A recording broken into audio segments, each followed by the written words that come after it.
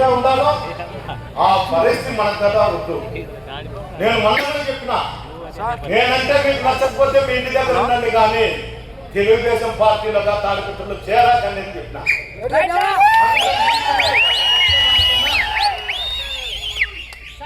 అంత నీచమైన బతుకు బతికేదానికన్నా ఎవరింట్లో పాలే పని చేసేది మేలు. పక్కింటి నీళ్లు వచ్చేనే కొట్లాడతారు. ఈ విధవులు అక్కనో అమ్మను భార్యలు తిరుగుతుంటే పడతాడు. ఆ బతుకైతే మీకు ఉండకూడదనే నేను కోరుకుంటాను. అది అధికారులకైనా వర్తించవచ్చు, తెలుగుదేశం నాయకులకు కార్యకర్తలకు వర్తించవచ్చు. నేను ఎవరికి భయపడే ఆలోచన లేదు. నా ఇంట్లో ఇంకా 20 కేసులు పెట్టినా, ఇప్పుడు 20-18 ఉన్నాయి, ఇంకా 20 కేసులు పడినా ఆ విధుల మాత్రం నేను భయపడను. దొంగతనాలు చేసి నా మీద కేసులు పెట్టారంట. ఇప్పుడు చిల్లర దొంగతనాలంతా సిఐలు డిఎస్పీలు కొడతాంటే మమ్మల్ని కొడతాం సార్, మేము కొట్టుకోలేదు దండే, లేకపోతే పిట్ ప్యాకెట్ పెట్టాము. సంజీవ్ నగర్ లో ఉన్నాడు, వాడు ఎన్ఓసీలు సంతకాలు పెట్టాడు.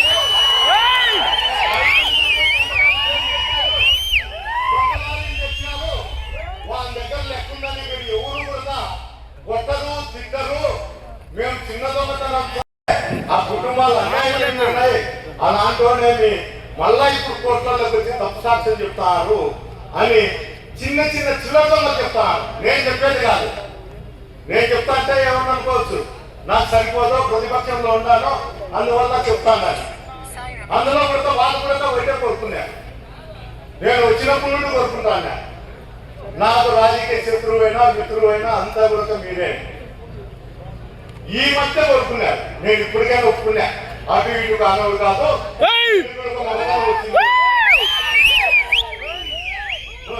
ఈ మధ్య ఇతని కొరకు మొదటి వచ్చింది లేక కోరుకున్నారు శభాషని. అంటే ఎప్పుడైనా కానీ శత్రువు కానీ మిత్రులు కానీ అదే కోరుకోవాలి. గ్రామం రాష్ట్రంలో కానీ కాన్షియన్స్ లో కానీ సరైన కోరుకున్నప్పుడే వాళ్ళు మొగలు మనగాలు కూడా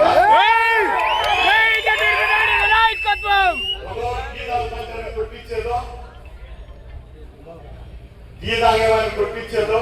చాలా మంది అధికారులు మండలేసుకోవడంలో ఏమని చెప్తాను. నేను ఇప్పుడు నుండి ఎక్కడ ప్రోగ్రాం పెడితే అక్కడే చేస్తాను. అది ఎన్ని కేసులన్నా కావచ్చు, పర్మిషన్ ఉండొచ్చు ఉండకపోవచ్చు. ఎవరో కొంతమంది చెప్తా అంటే మేము రాళ్ళదాడి చేస్తాము, ఇంకోటి చేస్తాము. అయ్యా నా 19 ఏళ్లలోనే నేను జైలు చూసిన.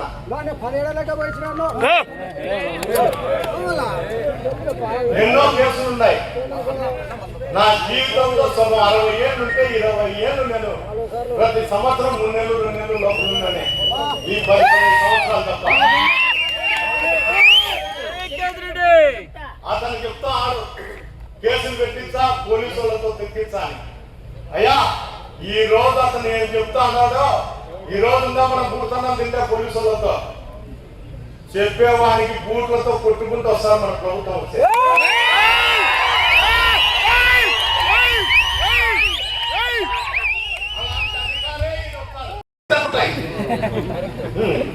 ఈ దరిద్రం ఏంటికని మనం ముక్కోవాలా.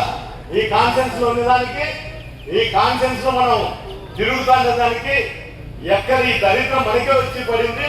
పోరాటం తప్పదని పోరాడే నైజం మనలో ఉంటే ఎంత తోడు కూడా మన జోలికి వచ్చే పరిస్థితి కూడా ఉండదు. మన దిక్కు చూడాలంటే వణుకు రావాల, వణుకు రావాల. నాకేంటికి అనుకుంటే బదులు అందరూ కలిసినట్టుగా పోరాటం ఉంటే ఉంటుంది, పోతే పోతుంది. నాకు దేవుడు అంత ఇచ్చినాడు. దాంట్లో నాకు చేతనేదాకా నేను సాయం చేస్తానే ఉంటాను. మీరు ఎవరు కూడా ఎంత చేయాల్సిన అవసరం లేదు, ఇంకోటి లేదు. ఎప్పుడు ప్రోగ్రాం చెప్పినా కూడా పోలీసు వాళ్ళు అడ్డం చెప్తారేనో ఇంకోటి చెప్తారేనో నిరుత్సాహం పడకండి. ప్రతి ఒక్కరూ తాడిపత్రికి వచ్చేదానికే ప్రయత్నం చేయండి. చెప్తారో కళ్ళు తెరిచే భస్మం అయిపోతారు. మీలో ఐకమత్యం లేకనో లేకపోతే ఆర్థిక ఇబ్బందులతోనో పోలీసులు తప్పుడు కేసులు పెడతానో భయపడితే జీవితాంతం మనం బానిసలాగానే పెట్టాల. తాడిపత్రి బతుకులో బానిస బతుకు బతికేదానికన్నా చెప్తా ఉంటారు కదిరి ప్రాంతంలోనో ఎక్కడైనా బ్యాక్వర్డ్ ఏరియాలలో వలసపోతున్నారు కేరళకు బెంగళూరుకు మద్రాసు అని. ఇక్కడ నుండి మన ఆస్తులు అమ్ముకొని బెంగళూరు మద్రాసు హైదరాబాద్ ఇంకో శాఖ పోయి బతుకుతే మంచిది. రాయలసీమ బిడ్డలంటే పౌరుషంతో ఉంటారంటారు. ఆ పౌరుషము తారకత్రంలో ఉండేటువంటి వైఎస్ఆర్సీపీ కార్యక్రమాలు ఉండాలి, ఆయనే చూసుకుంటారులే, మన ఇంట్లో మనం ఉందాం అనేది కాదు. పెద్దాడన్నప్పుడు ఈ కాన్ఫరెన్స్ లో ఉండేటువంటి వైఎస్ఆర్సీపీ నాయకులు అందరూ తోడుంటేనే విప్లవం అనేది వస్తుంది. ఆ విప్లవం రానంత వరకు మనం బానిసలుగానే బతకాల. నాకు భయం అయితే తారకత్రికి వచ్చినప్పటి నుండి నేను దినదినానికి దిగదాడుతున్నానా, లేకపోతే మీ అందరి అందరితో కూడా నేను పౌరుషంగా ఉండానా అని ఇది నాకే తెలియడంలే. ఇప్పుడు ఈ రోజు నాకు వస్తుంది, రేపు మీకు వస్తుంది, మొన్నాడు వరకు వస్తుంది. కేసులు అనేది మామూలే. రాజకీయాల్లోకి వచ్చినప్పుడు ప్రతి ఒక్కరికి కూడా కేసులు అనేది ఉంటానే ఉంటాయి. కేసులు భయపడా లేకపోతే మనల్ని తెల్లారుజాము వచ్చి పోలీసు వాళ్ళు పిలుచుకుపోతారు. పిలిచకపోతే మనకు ఎవరు తోడు ఉంటారని. ఎవరు తోడు ఉన్ని లేకపోని ఈడ నేను ఒకనున్నా అని